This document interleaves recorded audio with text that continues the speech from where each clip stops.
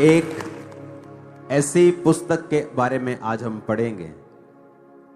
Bible का एक ऐसा अध्याय आज हम पढ़ेंगे जिसकी शुरुआत तो हुई है लेकिन अंत नहीं हुआ है। अपने पड़ोसी को बोलो, ऐसी पुस्तक आज हम पढ़ेंगे जिसकी शुरुआत तो हुई है लेकिन अंत नहीं हुआ है।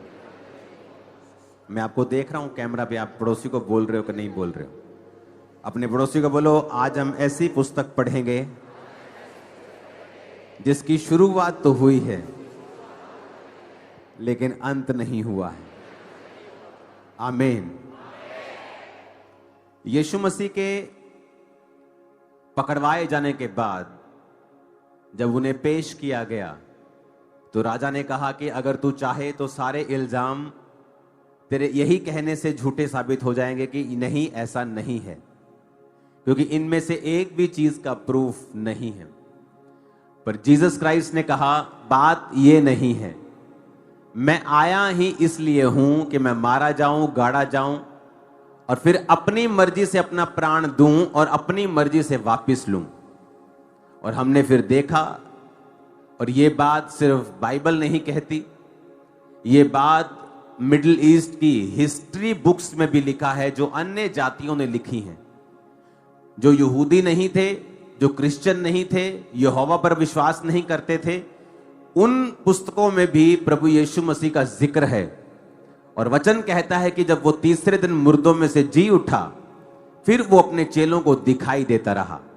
जब वो अपने चेलों को दिखाई देता रहा और फिर पहाड़ पर 40 दिन प्रचार करने के बाद उसने अपने चेलों को इकट्ठा किया और उन्हें बहुत इंपॉर्टेंट बातों को बताया। परमेश्वर ने कहा कि मैंने तुम्हें आज्ञा दी है कि यरूशलेम को ना छोड़ो, वरन पिता की प्रतिज्ञा के पूरी होने की बाट जो हो, जिसकी चर्चा तुम मुझसे सुन चुके हो। आज हम प्रेरितों के पुस्तकों की बहुत सारे अध्याय पढ़ेंगे, तो स्क्रीन पर कृपया जल्दी जल्दी दिखा दिया जाए। और आपको मालूम नहीं मैं कौन सी वर्स बोलूंगा, लेकिन आपकी जिम्मेवारी है उसे जल्दी दिखाना। प्रेरितों के काम 1 उसकी 4-3 से हम पढ़ेंगे। उसके दुख उठाने के बाद बहुत से पक्के प्रमाणों से वो अपने आप को उन्हें जीवित दिखाता रहा। कौन जीवित दिखाता रहा? प्रभु यीशु मसीह। उन्हें 40 दिन तक वो दिखाई देता रहा और परमेश्वर के राज्य की बातें करता रहा। और उनसे कहा, यरूशलेम को ना छोड़ना। फिर 5 आयत में लिखा, यूहन्ना ने तुम्हें पानी से बपतिस्मा दिया है, परंतु थोड़े दिनों के बाद तुम पवित्र आत्मा से बपतिस्मा पाओगे। फिर 8 आयत में लिखा, जब पवित्र आत्मा तुम पर आएगा तो तुम सामर्थ को पाओगे, और यरूशलेम और यहूदिया और सामरिया और पृथ्वी की छोर तक तुम मेरे गवाह होंगे। यह कहकर प्रभु यीशु मसीह उनके देखते देखते ऊपर उठा लिए गए और बादलों ने उनको उनकी आंखों से छुपा लिया। अब जीसस ने कहा, पवित्र आत्मा तुम पर आएगा और उसके बाद एक काम होगा कि तुम यरूशलेम, यहूदिया, सामरिया और पृथ्वी की छोर तक मेरे गवाह बन जाओगे। यह था मास्टर प्लान जीसस क्राइस्ट का। क्या मास्टर प्लान था? कि जब पवित्र आत्मा तुम पर उतरेगा तो तुम धरती की छोर तक मेरे गवाह हो जाओगे। फिर क्या हुआ? प्रेरितों के काम 2 अध्याय में जब आप पढ़ते हैं तो पवित्र आत्मा जब वो 120 लोग प्रार्थना कर रहे थे तो उन पर उतरा।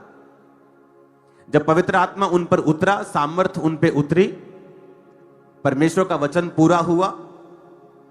लोगों ने कहा तुमने शराब पी रखी है, तो पतरस उठा और लोगों को प्रचार किया। जब लोगों को उसने प्रचार किया तो उसमें से बहुत से लोग बपतिस्मा लेकर उस मंडली में मिल जाते हैं। इसकी गूंज को हल्का सा कम करना। हजारों लोग उनमें मिल जाते हैं और हजारों लोग बपतिस्मा ले लेते हैं।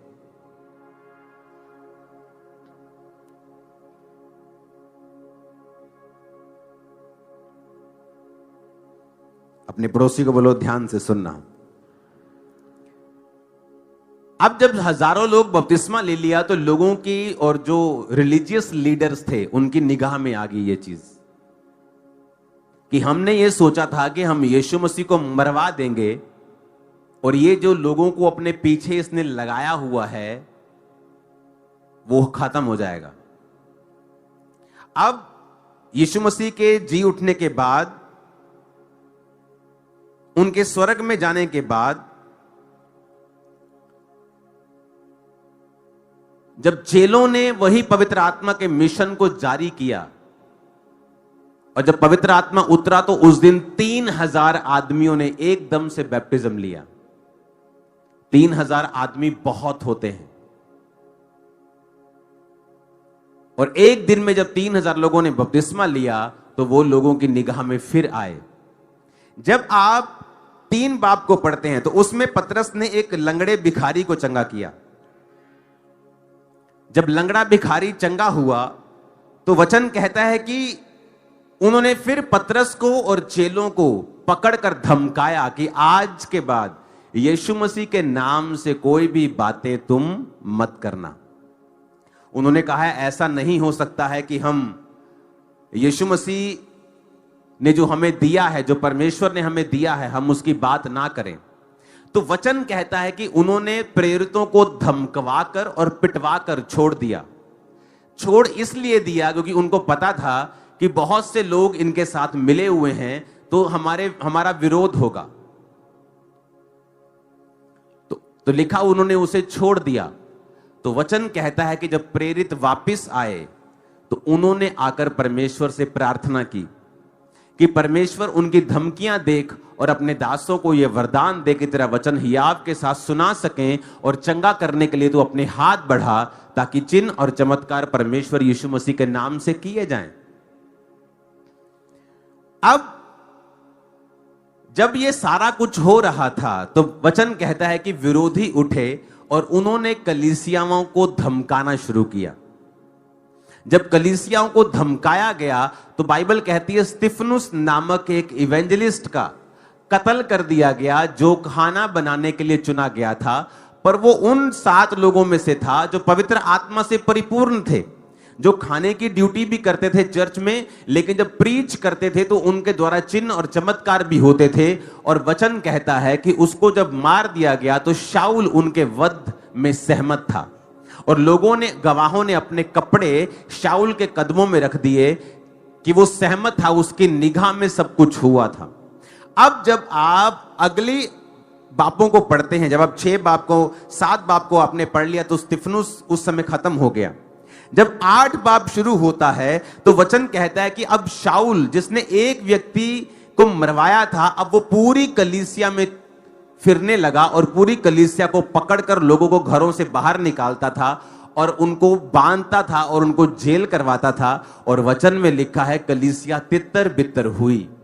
प्रेरितों को छोड़कर बाकी सब कलीसियाएं तितर बितर हुई। विश्वासियों के ऊपर उसने अटैक किया।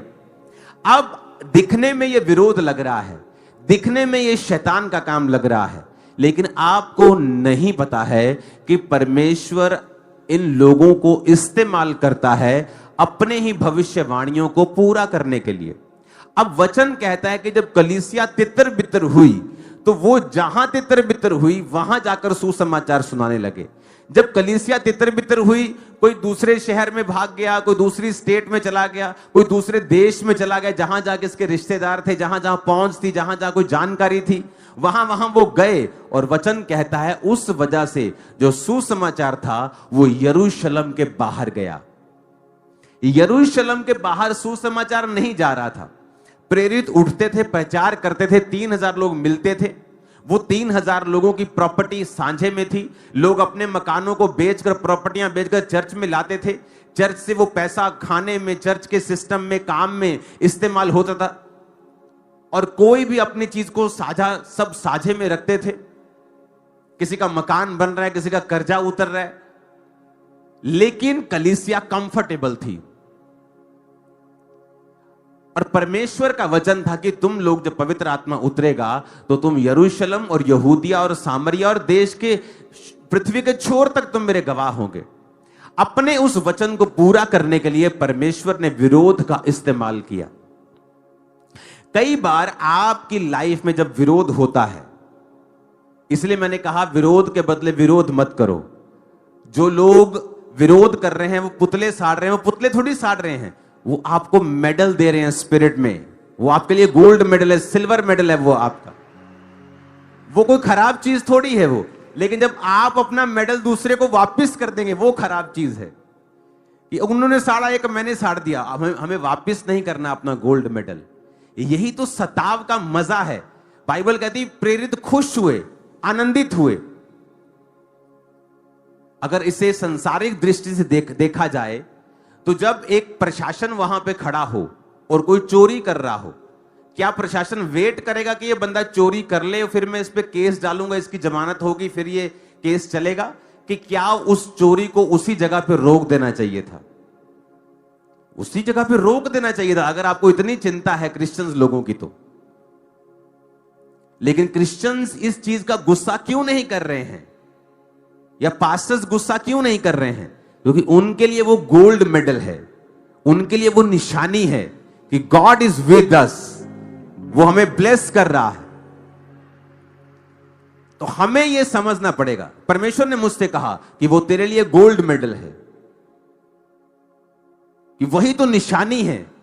कि बाइबल कहती है उन्होंने प्रेरितों को बुलवाकर धमकाया और उन्होंने कहा यह काम तो हमसे नहीं हो सकता कि जो कुछ हमने परमेश्वर से सुना है और देखा है वो हम ना बोले। और वचन कहता है फिर कलीसियाएं तितर बितर जब हुई तो वहां वहां प्रचार हुआ, साथ की स्टेट में हुआ, साथ के देश में हुआ। धीरे धीरे धीरे वो प्रचार बढ़ता गया। फिर पौलुस जो विरोधी था, इमेजिन करो अगर उसको मार दिया होता तो आज ये पत्रियां भी हम पढ़ नहीं रहे होते। और वचन कहता है कि कलीसिया ने उसको परमेश्वर के हाथों में सौंपा। एज ए ह्यूमन बीइंग आपको गुस्सा आता है, मैं भी एक इंसान हूं, हमें भी कई बार गुस्सा आता है। लेकिन बाद में जब अब आप वचन पे कंसंट्रेट करते हैं, आप ध्यान लगाते हैं कि स्पिरिचुअल रीजन क्या है, आत्मिक रीजन क्या है, तो आपको मालूम होता है। 2022 में पंजाब में हर बंदा यीशु मसीह के बारे में नहीं जानता था। कोई नहीं, हर बंदा नहीं जानता था। क्रिश्चियनिटी थी, लोग परमेश्वर में आ रहे थे, वचन को कबूल कर रहे थे। लेकिन 2022 में एक धुआंधार यीशु मसीह के खिलाफ प्रचार हुआ। ऐसे नेगेटिविटी फैला दी गई क्रिश्चियंस के बारे में, क्राइस्ट के बारे में, प्रीस्ट के बारे में, पास्टर्स के बारे में, कैथोलिक प्रीस्ट के बारे में, पेंटिकोस्टल प्रीस्ट, सबके बारे में उन्होंने ये किया है, ये किया है, ये किया है। लेकिन क्या हुआ? जिसने यीशु मसीह के बारे में नहीं सुना था उसने सुना। जब उसने सर्च किया, जब आप देखते हैं अपने आसपास के लोगों में, आपके रिश्तेदारों में गवाहियां सुनते कि नहीं, जो आपने सुना है वो ठीक नहीं है, आप हमारे साथ चर्च चलें, आप देखें, आप खुद जाएं, आपको मालूम होगा कितना पैसा वहां मिलता है कि नहीं मिलता। क्यों लोग वहां आते हैं? क्योंकि जिसको यीशु मसीह मिल गया, उसकी लॉटरी लगी, उसे किसी पैसे की जरूरत नहीं है। क्या मुझे है 10 लाख की जरूरत? क्या आपको है जरूरत? अरे क्या पैसा, ये क्या है पैसे की औकात यीशु मसीह के सामने? जिस व्यक्ति के बेबी नहीं था 40 साल से, उसके सामने पैसा रखेंगे, पैसे को लेगा कि बेबी को लेगा? जो कैंसर से मर रहा है वो पैसे को लेगा कि हीलिंग को लेगा? जिसके मन में शांति नहीं है, पैसा भी है, सेहत भी है, वो पैसे को लेगा कि यीशु मसीह की शांति को लेगा? जब यीशु मसीह के वचन के बारे में समझ आती है तो आपको भी यह बात समझनी है कि परमेश्वर आपकी लाइफ के दुखों को आपको स्ट्रॉन्ग करने के लिए इस्तेमाल करते हैं हमेशा। 2004 में 5 में मुझे क्यों फास्टिंग करनी पड़ी इतनी? क्योंकि शैतान के अटैक्स इतने ज्यादा थे मेरी लाइफ में। और मैं आपको बताता हूं कि जो एक्सपीरियंस स्पिरिट का 2005 में और 4 में मैंने परमेश्वर में किया, खासकर 5 में, उसकी वजह से आज मैं परमेश्वर में खड़ा हूं। मैं इसलिए नहीं खड़ा हूं कि मिरेकल हुए, इसलिए नहीं खड़ा हूं कि मेरी लाइफ में मिरेकल हुए। आप नहीं इस बात को समझ पाएंगे शायद आज, और मैं खुल के समझा भी नहीं पाऊंगा। लेकिन वो एक्सपीरियंस जो 2005 के मेरे थे, उसी वजह से आज मैं मसीह में खड़ा हूं। उन्होंने साबित किया कि यीशु मसीह जीवित परमेश्वर है। ऐसी बातें, ऐसी घटनाएं मेरी पर्सनल लाइफ में हुई हैं जिसकी वजह से मुझे प्रूफ था, जिसकी वजह से मैं गिरा नहीं, मैंने लालच नहीं किया। क्योंकि मुझे मालूम था कि जो क्राइस्ट ने मेरे साथ किया है, ये दुनिया की कोई ताकत मेरे साथ नहीं कर सकती थी। हालेलुया। अगर आप बुद्धिमान नहीं होंगे तो लोग आपकी पॉपुलैरिटी का फायदा उठाएंगे। कभी भी नाम लेकर किसी की बात ना करो, हमेशा मसीह विरोधी कहकर लोगों की बात करो। यही तो वो चाहते हैं कि वो मशहूर हों, उस मशहूरी का जो आपके ऊपर है उसका वो फायदा उठाएं। क्योंकि क्रिश्चियनिटी की अगर आप बात करोगे तो हर देश तक बात पहुंचेगी। Very cheap way to be popular. लेकिन आपको बुद्धिमान बनना है। आपको यह समझना है कि आप किसी की गिरफ्तारी पर रीले मत चलाएं, खुश ना हो, सुसमाचार फैलाएं, चुप भी ना हो, वचन को फैलाएं सोशल मीडिया के ऊपर, वचन बताएं लोगों को, सच्चाई बताएं, अपनी गवाहियां शेयर करें, अपने एक्सपीरियंस शेयर करें। नशा छोड़ा तो वो शेयर करें। गाली निकालने से, किसी को डाउन करने से, किसी को कुत्ता बोलने से, बिल्ला बोलने से नथिंग विल हैपन, कुछ नहीं होगा। और आपकी स्पिरिट नहीं है ये। मैं भी विश्वासी की लाइफ में रहा हूं। मैं तो इतना कड़क विश्वासी, इतना ऐसा मैं विश्वासी था कि लोगों को पीटने तक मैं पहुंच जाता था अपने पास्टर के लिए, क्योंकि अपने पास्टर से मुझे इतना प्यार होता था। लेकिन जब आप मसीह में ग्रो करते हैं, आप आत्मा में ग्रो करते हैं, आपके पास्टर्स आपको वचन समझाते हैं कि आपको ऐसा नहीं करना जो दूसरा कर रहा है। हमें वो रीले नहीं बनानी है कि जिससे आप एक लीडर नुमा व्यक्ति लगे, कि जिसको परमेश्वर से कोई लेना देना नहीं। क्योंकि Christian leaders and Christian pastors, इनकी अलग अलग बाइबल नहीं है। 2022 में एक्शन कमेटी बनाई गई। क्यों बनाई गई? ताकि पास्टर्स के ऊपर जो विरोध या सताव है कि वो लोग जाएं और पास्टर्स के बिहाफ पर बात कर सके, पर उनकी बात भी पास्टर्स वाली होनी चाहिए। ये कोई राजनीतिक प्लेटफॉर्म नहीं है कि किसी को सीट चाहिए कि वो इस कमेटी में आए और फिर इंटरनेट पे दिखाई देना शुरू हो लगातार और बाद में उसे सीट में कन्वर्ट कर ले। ये उस चीज के लिए नहीं है। और जब आप उस चीज के लिए इसे यूज करेंगे तो डिसग्रेस आपको फील होगी कि आपके द्वारा काम नहीं हो रहा है, आप जो चाहते हैं वो आप हासिल नहीं कर पा रहे हैं। क्योंकि पहले हमने इसी तरह से कार्य किया है कि इसका कोई भी राजनीतिकरण नहीं हुआ। आप क्रिश्चियन राजनीति के खिलाफ नहीं हैं, मैं नहीं हूं। आप बनना चाहते हैं कुछ बने, लेकिन चर्चिस के प्लेटफॉर्म को आप यूज नहीं कर सकते हैं। चर्च राजनीति से परे है। वो उस व्यक्ति को भी उसी निगाह से देखती है जिसने उसका फायदा नहीं किया है। जो हर पार्टी की अगर वो चर्च में आएगी तो उसकी प्रार्थना करेगी, चाहे वो क्रिश्चियंस हो, चाहे वो हिंदू हो, चाहे वो सिख हो, चाहे वो मुस्लिम, कोई भी हो, क्योंकि उसका काम है प्रार्थना करना। उसका काम ये नहीं कहना लोगों को इसको वोट देना है, इसको देना है। तो एक्शन कमेटी का काम क्या है कि वो पास्टर्स, क्योंकि पास्टर्स प्रार्थना में हैं, वो प्रेयर में हैं, वो अपने स्पिरिचुअल कामों में हैं, वो नहीं जाके प्रशासन से बात कर सकते। अगर वो करेंगे बाकी काम कौन करेगा? तो वो एक रिप्रेजेंटेटिव है कि वो जाएं। और उस समय एक मौका होता है, सुपर्ब मौका होता है। जब विरोध होता है ना, तो वचन कहता है, एक जगह लिखा हुआ है कि अगर आप 8 बाब को पढ़ेंगे, 8 आयत को पढ़ेंगे, तो इस विरोध के बाद जब शाऊल ने विरोध किया ना, तो लिखा कि कलीसिया तितर बितर होकर सुसमाचार सुनाती रही। 4 आयत में लिखा है। और 8 आयत में लिखा है कि उस नगर में बड़ा आनंद छा गया। बड़ा आनंद। प्रेरितों के काम 8 उसकी 8 आयत। क्यों आनंद छाया? बड़ा आनंद क्यों उतरा उनके ऊपर? उस कलीसिया के ऊपर बड़ा आनंद क्यों हुआ? क्योंकि वो कलीसिया जब तितर बितर होकर गई, तो जिस नगर में वो गई वहां पे लोग बचने लगे, वहां पे हीलिंग होने लगी, डिलीवरेंस होने लगी। तो आनंद आ गया कि यार ये तो परमेश्वर कर रहा है, ये शैतान थोड़ी कर रहा है, ये तो प्रभु कर रहा है। देखो इन लोगों तक कभी सुसमाचार नहीं पहुंचता अगर हम विरोध में ना होते। तो अगर कोई विरोध ना करता, हम भागते ना, तो इन लोगों तक कौन सुसमाचार सुनाता? यहां का लंगड़ा कैसे चंगा होता? यहां का दुष्ट आत्मा वाला व्यक्ति कैसे हील होता? यहां का कैंसर का व्यक्ति कैसे हील होता? तो लिखा उस नगर में बड़ा आनंद आ गया। जब आपका विरोध होता है तो उस समय आपको सुसमाचार फैलाने का होता है। आप किसी अधिकारी से बात करेंगे, आप सुसमाचार फैलाएंगे कि देखो जी मैं नशे करता सी, मैं आज परमेश्वर दे विच आ, मैं कमेटी वालों तक ना गल करन आया। मैं देखो जी मैं पाप में था, मैं देखो जी मैं एक व्यभिचारी था, मैं समाज में चोरी करता था। आप जब गवाहियां देंगे तो वो टाइम टेस्टिमनी देने का है, विरोधियों को भी, प्रशासन को भी। अन्य जातियों को भी, लोगों को भी बताने का है कि हम आपसे प्यार करते हैं, बावजूद आप हमसे नफरत करें, हमारा प्यार आपके लिए बना रहेगा। कोई किसी तरह की कार्रवाई की जरूरत नहीं। जब परमेश्वर करता है कार्रवाई, वो फिर जबरदस्त करता है, वो कर लेगा कार्रवाई। वो जिंदा है, मरा हुआ थोड़ी है हमारा खुदावंद। वो जिंदा है, वो करेगा, वो अपने हिसाब से करेगा, वो अपने हिसाब से करेगा और परफेक्ट करेगा। आप कुछ करेंगे, एक छोटा बच्चा किसी दुश्मन को थप्पड़ मार लेगा, एक दिन में थप्पड़ का असर खत्म हो जाएगा, कितनी लाश डाल लोगे। पर जब उसका बाप थप्पड़ मारेगा, भाई साहब मुंह घुमा के पीछे की तरफ लगा देगा, पता नहीं कितने दिन तक मोच नहीं उतरेगी गर्दन, कलर लाला जीवन बिताने पड़ेंगे। हां, परमेश्वर को मौका दो, उसे काम करने का मौका दो।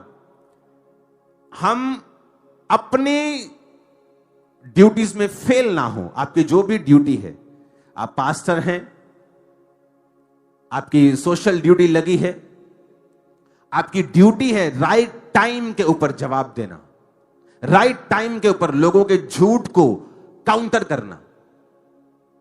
कितने मेरी बात को समझ रहे हैं? आज दुनिया कैसी है आपको मालूम होना चाहिए। कोई बंदा किसी के कोई पाप कर बैठा और उसके अपने लोगों ने कहा ये हमारे धर्म का नहीं है, ये तो उस धर्म का है, ये हमारे धर्म का नहीं है। मैं सोच रहा था काश उस बंदे से बात करने का मौका मिले, क्योंकि वो है नहीं हमारी चर्च का, तो मैं उसको बताऊं कि देख, एक पापी की इस जगत में कोई हैसियत नहीं, और यीशु मसीह तेरे पाप माफ करने के लिए क्रूस पे चढ़ा है। मैं नहीं कहता अगर तेरे पाप माफ हो गए तो तेरी सजा खत्म हो जाएगी, क्योंकि कानून तेरे को अपने हिसाब से अब देखेगा, लेकिन आजा यीशु मसीह के पास, तेरे पाप तो माफ हो। दुनिया थोड़ी तेरी, अगर तेरी होती तो इस डाउन टाइम पर तुझे कभी भी धुतकारती नहीं। एक बच्चा जब गिर जाता है ना नाली में, उसकी मां कभी नहीं कहती ओ साडा थोड़ी है, ये गवांडियां दा, क्योंकि उस बच्चे के अब गोबर लग गया मुंह पे, गंदगी लग गई है पैरों पे, हाथों पे, अब कौन साफ कर। लेकिन उसकी अपनी मां जो होती है वो फटाफट उठाती है। इसलिए तो मैं कहता हूं तुम्हारी असली मां यीशु मसीह है। वही कहता है बेटा आजा, कोई बात नहीं, जितना भारी गुनाह तूने किया है, अब कानून जो करेगा वो तो करेगा ही, लेकिन कम से कम तू नरक की आग से तो बच जाएगा। कम से कम बाकी का जीवन तेरा शांति में तो गुजर जाएगा। तेरे अंदर वो पीड़ा जो शैतान ने और पाप ने के कारण तुझे हुई है, क्योंकि जो पाप करता है वो भी अंदर से खुश नहीं होता, वो भी अंदर से कोई ऐसा नहीं है कि प्राउड फील करता है, वो भी अंदर से दुखी होता है, छलनी होता है, मरा हुआ होता है अंदर से, वो भी मुंह दिखाने काबिल नहीं होता। और यही तो जीसस ने कहा है कि मैं पापियों के लिए आया हूं, पापियों को शर्मिंदा करने के लिए नहीं, उन्हें गले से लगाने के लिए आया हूं। वो था तो नहीं इस चर्च का, पर मैं उसे इनविटेशन देता हूं कि खुदाबंद में आजा, तेरे पाप माफ होंगे। जगत जो तेरे साथ करेगा वो करेगा ही, पर परमेश्वर तुझे अनंत जीवन देगा, तेरे पाप माफ करेगा, और ताकि अगला जीवन जो तेरा हो वो दुखों से भरा हुआ ना हो। हालेलुया। काश लोगों को यह पता हो, काश लोगों को यह पता हो कि यीशु मसीह तो आए ही पापियों के लिए।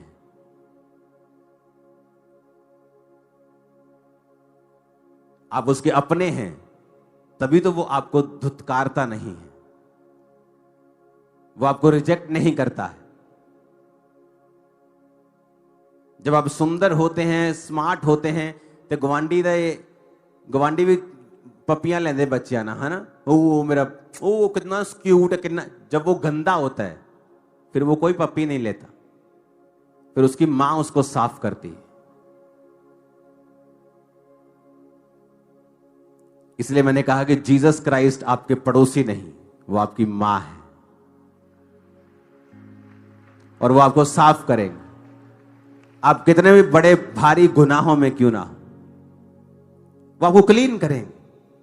यही तो मसीह जिंदगी है। कलीसिया क्या है? उन लोगों का समूह जो पापी थे, जो व्यर्थ थे, जो तुच्छ थे, जो रिजेक्टेड थे, उनको परमेश्वर ने चुना है और यह सुसमाचार देने के लिए चुना है। अगर तुम्हें समाज ने रिजेक्ट कर दिया क्योंकि तुमने कुछ गलत किया, अगर तुम्हें अपने लोगों ने रिजेक्ट कर दिया, तो जीसस क्राइस्ट के पास आओ। वो तुम्हें रिजेक्ट नहीं करेगा, वो तुम्हें ताना नहीं देगा, तुम्हें मारेगा नहीं, तुम्हें कहेगा अब फिर से पाप मत करना। ऐसा ना हो इससे भी भारी मुसीबत तेरी जिंदगी में आए। पौलुस कहता सबसे बड़ा पापी मैं हूं कि मैंने जीसस की कलीसिया को सताया था। पतरस कैसा व्यक्ति था कि उसने कान काट दिया था, परमेश्वर का इनकार कर दिया था, फिर भी परमेश्वर उसके पास गया और कहा पतरस क्या तुम मुझसे प्यार करता है? उसको त्यागा नहीं, उसको छोड़ा नहीं। आपकी मां आपको त्याग नहीं सकती, उसी तरह असली परमेश्वर भी आपको त्याग नहीं सकता। वो इतना प्यार करता है आपसे। हालेलुया। अब यहां पर कलीसिया 9 बाप में शाऊल का परिवर्तन होता है। शाऊल एक पौलुस के रूप में बदल जाता है। इस 10 बाप में पतरस फिर अन्य जातियों की ओर जाता है और वहां पर अन्य जातियों में परमेश्वर का प्रचार करना शुरू करता है। आपको प्रेरितों के काम में मिलेगा कि कैसे पवित्र आत्मा ने उनकी अगुवाई की, कैसे होली स्पिरिट ने उनकी अगुवाई की, कि वो विरोध, वो आने वाली मुसीबतों को कैसे आत्मा के द्वारा हल करते गए और परमेश्वर का सुसमाचार फैलता गया। कई बार आप कंफर्ट से बाहर प्रभु आपको कर देता है, आप कंफर्ट से बाहर आ जाते हैं। मैंने एक विश्वासी के रूप में अपनी लाइफ में बहुत से दिन देखे जब मैं कंफर्ट से बाहर जिया मैं, लेकिन उन्हीं दिनों में परमेश्वर आपको बेस्ट बनाता है, स्ट्रांग करता है, वचन पर आपको सुदृढ़ करता है। मुसीबतों के दिनों में, परीक्षाओं के दिनों में ही आप एक्चुअल में परमेश्वर से मसा पाते हैं। हालेलुया। तो इन दिनों को ब्लेस्ड दिन समझो, क्योंकि ये वो दिन है जहां सुसमाचार जो आपके प्रचार से नहीं जहां तक हो रहा है, वहां विरोध से वहां तक भी जाएगा और जा रहा है। और तारीफ करो जितनी कर सकते खुदाबंद। हालेलुया। क्या हुआ पंजाब में 2022 के बाद? आज हर व्यक्ति यीशु मसीह के बारे में जानता है। मानता या नहीं मानता बात अलग है। हम कोई कन्वर्ट करने वाले नहीं कि हर बंदे को क्रिश्चियन बनाना है। मैं हर बंदे को क्रिश्चियन बनाने नहीं आया हूं। जीसस ने नहीं कहा हर बंदे को क्रिश्चियन बनाओ, उसने कहा प्रचार करो, लोगों को मन फिराने के लिए कहो। अगर वो नहीं फिराएंगे तुम्हारी आशीष तुम्हारे पास लौट आएगी। तुम्हारा काम थोड़ी है, तुम कोई एजेंट थोड़ी हो। तुम कितने मेरी बात को समझ रहे हैं? हमारा काम है प्रचार करना। यीशु ने कहा जिस घर में तुम जाओगे उनको आशीष देना, अगर उनकी आशीष के काबिल वो नहीं होंगे, आशीष तुम्हारे पास वापस आ जाएगी। आपका काम है यीशु मसीह के बारे में बताना कि लोग पापों से मन फिराएं। और यही हमारी आवाज है, आपकी आवाज है, हम सबकी आवाज है। हमारी मतलब पूरी चर्च की आवाज है। आमीन। यही मेरा प्रचार है, यही जीसस का प्रचार है, यही आपका प्रचार होना चाहिए कि मन फिराओ। जीसस ने कहा, उसने कन्वर्ट होने के लिए, कुछ करने के लिए, दूसरों को निंदा करने के लिए, दूसरे धर्म को नीचा करने के लिए, दूसरे की इंसल्ट करने के लिए उसने कभी नहीं कहा। आप चुप ना रहें, अपनी गवाहियों को शेयर करें सोशल मीडिया के ऊपर, अपने एक्सपीरियंस शेयर करें, ब्लेस करें उन विरोधियों को, उनको बताएं कि आप कौन हैं और आपके साथ क्या हुआ। इमेजिन करो कितना सुसमाचार फैलेगा। अगर वो गाली दे रहे, आप नीचे गाली दे रहे, वो रील बना रहे, आप भी एक गंदी सी रील बना रहे हैं और आप मेरी फोटो लगा के आप गाने गुने डाल के रीलें बना रहे हैं, विरोधियों को ऐसा कर दिया। ये चीज सही, मुझे इरिटेशन होती है ऐसी रीलें देख के। मेरा बेचैन, मैं इसलिए मैं देखता ही नहीं हूं फोन, बेचैन होता है मन जब आप देखते हैं कि विश्वासियों को पता नहीं है क्या करना। अब उनकी मिस्टेक नहीं है, वो उनका हार्ट अच्छा है। अगर मैं उनकी जगह होता 2005, तो मैं आपको बता सकता हूं मेरे पास्टर के लिए मैं क्या क्या करता रहा हूं। मतलब लोगों को गले पकड़ लेता था, मैं ऐसा एग्रेसिव था अपने पास्टर्स के लिए। लेकिन धीरे धीरे आप समझते हैं कि मुझे एक हायर काम के लिए परमेश्वर ने चुना है। अपने पास्टर से प्यार करो, अपने लोगों के लिए खड़े रहो, चर्च के लिए खड़े रहो, और खुदावंद इस चीज के लिए आपको बरकत देगा और आपको बढ़ाएगा भी। ये बात मेरी याद रखना। आप अपने लोगों के लिए खड़े होंगे जब आपको पता है कि आपकी चर्च वचन पे चलने वाली चर्च, आपकी चर्च तौबा का प्रचार करने वाली चर्च, आपकी चर्च हीलिंग बेचने वाली चर्च नहीं। मैंने लोगों को बताया, पिछले सालों में प्रचार किया कि अगर आपके पास हीलिंग का वरदान है, प्रोफेसी का वरदान है, आपके पास डिलीवरेंस का वरदान है, तो कृपया अपने कैरेक्टर को मजबूत कर ले, क्योंकि आने वाले दिनों में जो प्रभु मुझे दिखा रहा है, आप नजर नहीं आएंगे, आप गायब हो जाएंगे। लोगों ने बातें बनाई, बहुत कुछ कहा, लेकिन बाद में उन्हें समझ आने लगा कि मैं जो बोल रहा हूं ये मैं अपनी स्पिरिट से नहीं बोल रहा हूं, परमेश्वर की स्पिरिट से बोल रहा हूं, क्योंकि वैसा वैसा होता गया।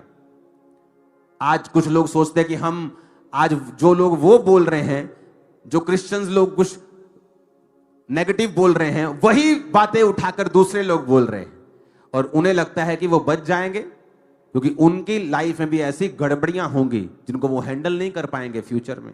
मैं आपको बता रहा हूं, क्रिश्चियन लोगों की, पास्टर्स की लाइफ में, क्योंकि जो वो बोल रहे हैं वो एक दिन जबरदस्त तरह से काटने वाले हैं। इसीलिए मैं किसी के खिलाफ, किसी मिनिस्ट्री के खिलाफ कभी भी योजनाएं नहीं बनाता हूं, क्योंकि मुझे पता है जो मैं दूसरे के खिलाफ कर रहा हूं एक दिन मुझे काटना पड़ेगा। इसलिए आपने हमेशा देखा होगा कि लाख आए लाख गए, हम खड़े के खड़े हैं, और ऐसे ही होगा इन जीसस ने। कभी कोई हिला नहीं सकता आपको, आपके अपने पाप के अलावा, आपकी अपनी मिस्टेक के अलावा आपको कोई हिला नहीं सकता। आप जीसस का काम करेंगे, लोग बोलेंगे, उन्हें साबित करने दें। कोई आपको बोलता है आप धर्म बरतें, साबित करने दो। कोई बोलता है आपने 25 लाख दिया, साबित करने दो। वो थक जाएंगे और साबित नहीं कर पाएंगे, क्योंकि सच्चाई को किसी डिफेंडर की जरूरत नहीं। सच्चाई अपने आप में बहुत है, अकेली काफी। और वचन कहता है झूठ पल भर का होगा और सच्चाई सदा बनी रहेगी। सच्चाई हमेशा बनी रहेगी। तो अगर ये सच्चाई है तो बनी हुई, 2000 साल से बनी हुई, उससे पहले भी ये सच्चाई थी, तब भी बनी थी, अब भी बनी हुई है, फ्यूचर में बनी रहेगी। आज सरकारें कबूल कर रही हैं परमेश्वर के नाम को शरिया, देश कबूल कर रहे हैं, वापिस आ रहे हैं। यूरोप के बहुत से लोग क्रिश्चियनिटी में, गूढ़ी क्रिश्चियनिटी में वापिस आ रहे हैं। और मैं आपको बता रहा हूं, ये प्रोफेटिक वर्ड मैं रिलीज करूंगा 2026 के लिए। आप लोग क्रिश्चियन, पंजाबी क्रिश्चियन, यूरोप में बेदारी का कारण होंगे आने वाले सालों में। मैं आपको बता रहा हूं, क्योंकि क्रिश्चियन कमेटी को भी, ग्लोबल कमेटी को भी मैं एक्सपैंड करने वाला हूं। इंटरनेशनली बहुत से एमपीज, बहुत सी सरकारें, बहुत से इंटरनेशनल जो मंत्री हैं रिसेंट सरकारों में, उनको साथ लेकर क्रिश्चियनिटी की आवाज को ग्लोबली हर देश के पीएम तक, हर देश की सरकारों तक पहुंचाया जाएगा। ये खुदाबंद और बताया जाएगा कि ये पंजाबी क्रिश्चियंस आपके फंड के पीछे नहीं है।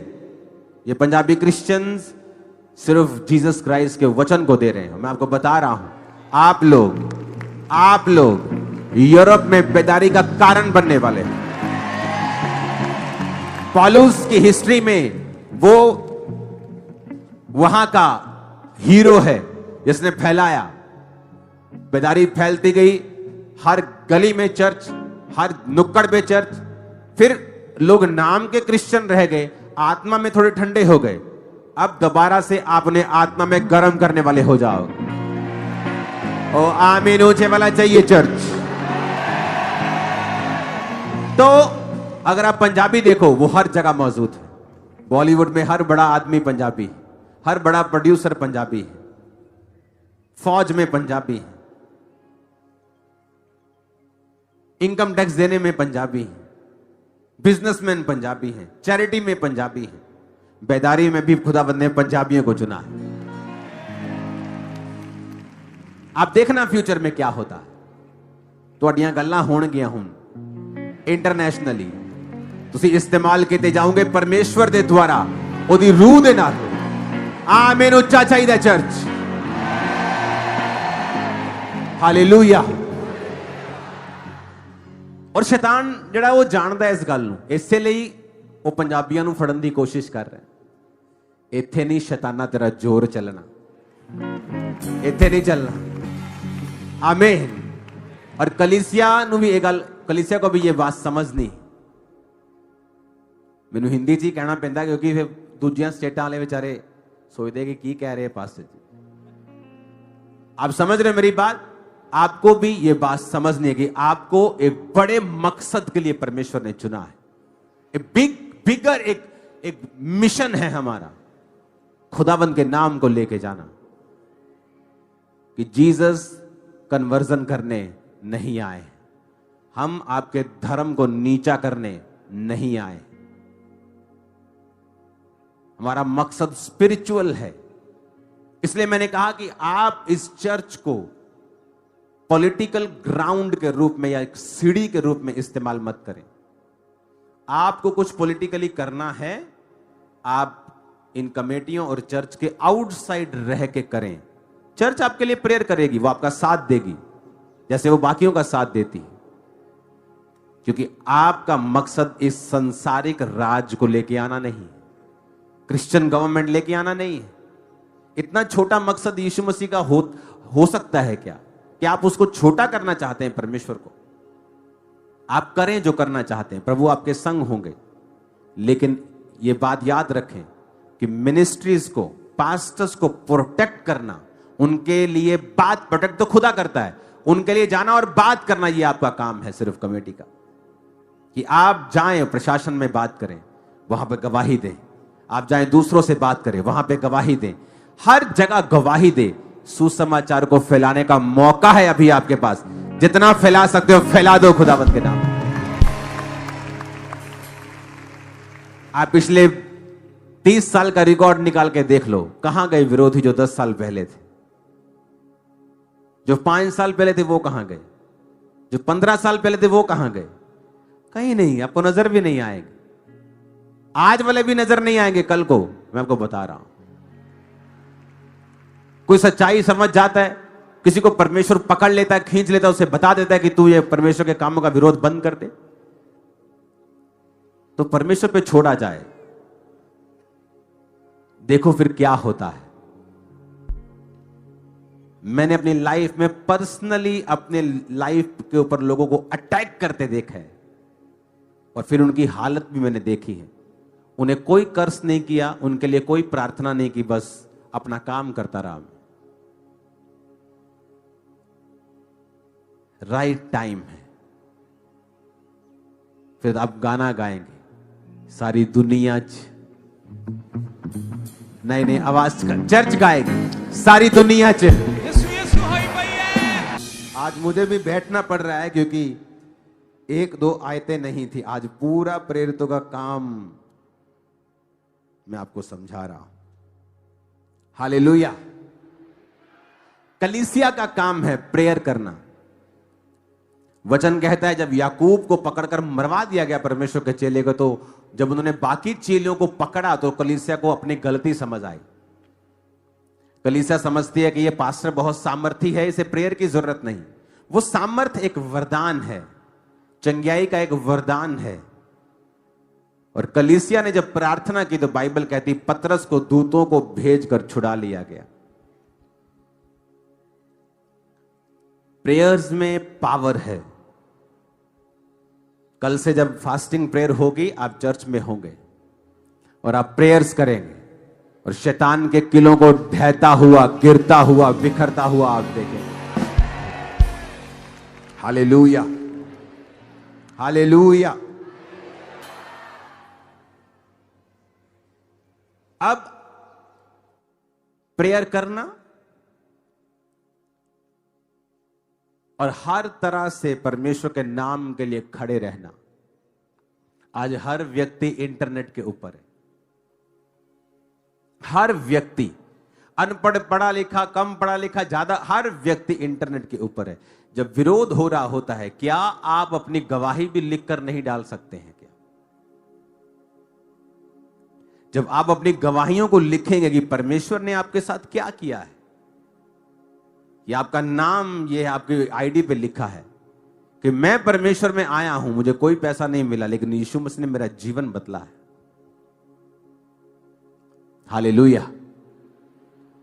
जब आप परमेश्वर के लिए बोलेंगे, वो आपके लिए बोलता है।